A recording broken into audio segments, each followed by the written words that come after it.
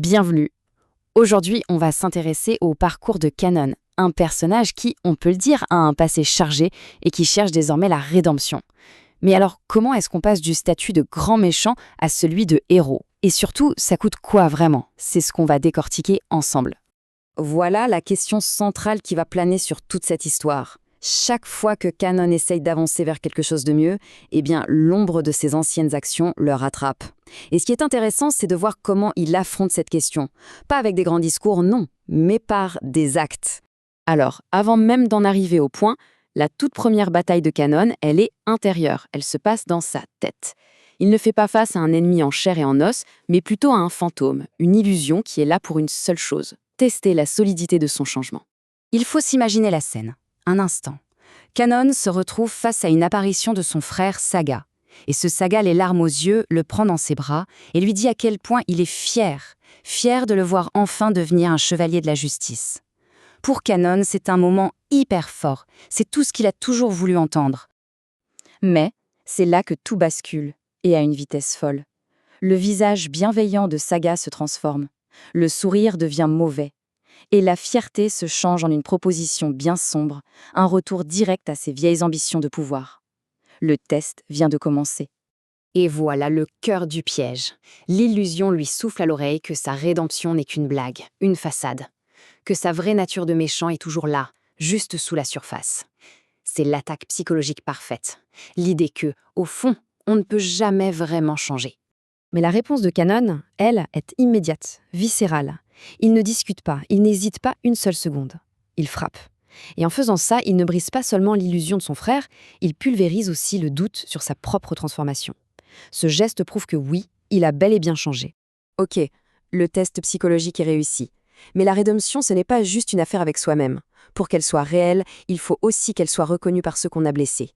Kanon doit maintenant faire face à ses anciens camarades et, cette fois, payer le prix physiquement. Quand il se retrouve face à Isaac et Kassa, Kanon adopte une posture assez déroutante.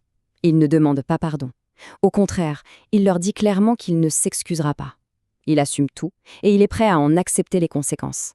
Et les accusations pleuvent, et elles sont lourdes de sens. Isaac lui reproche d'avoir piétiné leur honneur pour son ambition personnelle. Kassa l'accuse carrément de les avoir menés, lui et les autres, à une mort complètement absurde. C'est un vrai déferlement de haine. Et face à cette explosion de violence, la réaction de Kanon, c'est le moment clé de toute l'histoire. Il reste là, stoïque, et il encaisse chaque coup. Sans jamais, pas une seule fois, lever la main pour se défendre. C'est sa façon de payer sa dette. Et cette passivité, eh bien, ça finit par désarmer Isaac. Son code d'honneur l'empêche de frapper un homme qui ne se bat pas. Mais c'est plus profond que ça. Il comprend que la douleur que Kanon accepte sans broncher, c'est la preuve ultime de son changement. Alors il arrête tout et il déclare que la punition est terminée. Kanon a payé. Et c'est à cet instant précis, au fond de lui, que Kanon se fait une nouvelle promesse.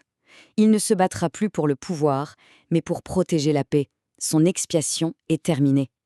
Sa nouvelle mission, elle, est très claire. Alors maintenant que l'épreuve est passée et que la dette est payée, une dynamique complètement nouvelle se met en place. Un ancien ennemi qui a tout vu va devenir un allié pour le moins inattendu. Kanon et Kassa se retrouvent à faire route ensemble. Mais pourquoi? Kassa le dit lui-même, c'est un curieux mélange. D'un côté, il se méfie encore et veut le garder à l'œil. Mais de l'autre, il a vu sa force et il reconnaît que cette puissance sera indispensable pour ce qui les attend. Et leur discussion est coupée nette. Des créatures mythiques, les Spartois, des guerriers nés de crocs de dragon, leur tombent dessus. Cette fois, la menace n'est plus psychologique, elle est bien réelle, et elle est juste là, en face d'eux. Bon, l'heure n'est plus à la réflexion, c'est le moment de passer à l'action. Et pour Kanon, c'est l'occasion parfaite de montrer concrètement la puissance de son nouvel engagement. Sans la moindre hésitation, Kanon libère sa technique la plus destructrice, l'explosion galactique. C'est une démonstration de force brute, immédiate et absolument totale. Et Kassa, celui-là même qui le surveillait avec méfiance, reste bouche bée. Ses propres mots le confirment, la force de Kanon est phénoménale. Une puissance qui, maintenant, est utilisée pour protéger.